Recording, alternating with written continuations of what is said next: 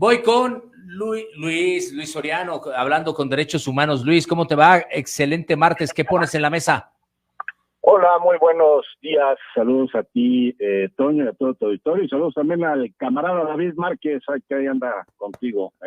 Un gusto, estimado Luis. Fuerte abrazo. Saludos. Abrazo, bye. Adelante, oye, mi queridísimo Luis. Mi querido Toño, fíjate que hay un tema muy complicado que como que no se está abordando mucho, que se habla precisamente del derecho humano a la salud, pero visto desde la perspectiva de los derechos humanos y como una alternativa de prevención y de atención donde se dignifique precisamente a las personas que requieran este servicio, siendo evidente que una de las situaciones más complicadas que se viven es la saturación que hay en hospitales del sector público, llámese ISSSTE, llámese ISTEP, llámese ISSSTE, Instituto Mexicano del Seguro Social, etcétera. Todas estas alternativas de atención son muy complejas y muy complicadas de darle seguimiento.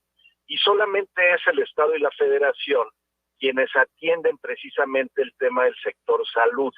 Y se vuelve un estrés enorme el tema de la atención, y empezando por la primera de las atenciones, que es la famosa salud familiar o la atención primaria, la primera atención, que es el tema de la salud familiar, que se atiende en los consultorios familiares. Y entonces entramos a una dinámica muy complicada de la saturación de estos pocos hospitales o estas pocas clínicas para cientos y cientos de personas que requieren este servicio. Y entonces tú pides una cita, la pides hoy y te la terminan dando en 6-8 meses. Pues ya en 6-8 meses la gripa que tenías ya se te quitó, la tos que tenías ya se te quitó, o ya se te agravó, ya se te volvió pulmonía, y en lugar de que la atención se realice desde la clínica familiar, pues terminan atendiéndote en urgencias, en donde terminas saturando urgencias por este tipo de situaciones. Esa es una realidad y es la que estamos viviendo hoy en día en todo el país. ¿Qué tenemos que hacer, Toño? Lo que tendríamos que hacer es buscar alternativas que nos permitan construir un sistema más aterrizado a la gente. Y dentro de la dinámica que traemos nosotros, del plan que estamos buscando de la municipalización de los derechos humanos, estamos buscando, y esto viene desde 1997, que propusimos en el Congreso de la Unión, en la Cámara de Diputados, en aquel diálogo joven, que todavía era joven, propusimos precisamente el Plan Municipal de Salud Pública, que era necesario que se estipulara en todos los municipios del país. Desde 1997 lo propusimos. ¿Qué significa esto?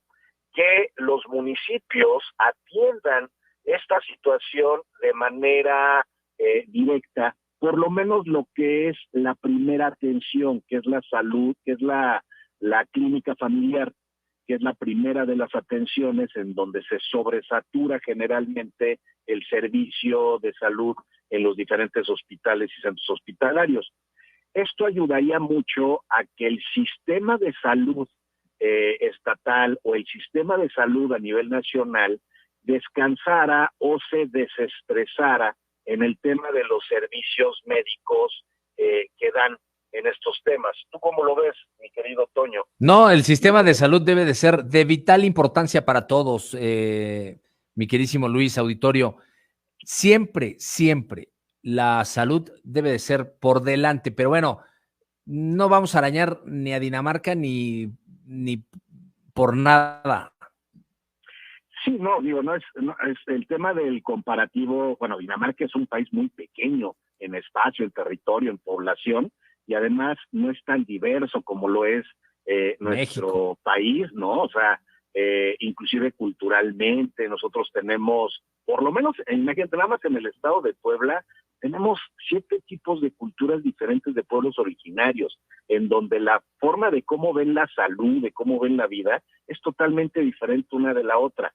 Y precisamente ahí entra mucho el tema de la municipalización de los derechos humanos en el tema de salud. En el tema de salud es muy diferente cómo te puede atender un médico tradicional o un médico de con conocimientos de la medicina tradicional o de la medicina de hierbas, etcétera, que sea en Huilango, como puede ser en Huehuetla, como puede ser en Atlisco, como puede ser en Acatlán, por ejemplo. Son diferentes, inclusive, ideologías y pensamientos. Y de ahí va el famoso sistema estatal de salud que se debe de implementar en el Estado, en donde no solamente se implementen hospitales, los hospitales públicos como el IMSS, ISSSTE, ISSSTE, sino además también incluyamos las clínicas de salud del Estado, las clínicas de salud de los municipios, los DIF municipales, pero también se ingresen los esquemas de atención de salud de el que le llaman no tradicional, ¿no? Que es a través de hierbas medicinales, a través de esta cultura ancestral que se vive. Todo eso puede ser parte del sistema estatal de atención en salud que cubra o que se pueda cubrir de manera inmediata la salud de todas y de todos los poblanos, por lo menos. Y desde ahí podemos caminar en esa ruta. El problema, Toño, es que no sabemos que no sabemos, porque no sabemos qué necesitamos y solamente estamos viendo que hay carencias y solamente estamos criticando la carencia, pero no se están generando alternativas de propuestas.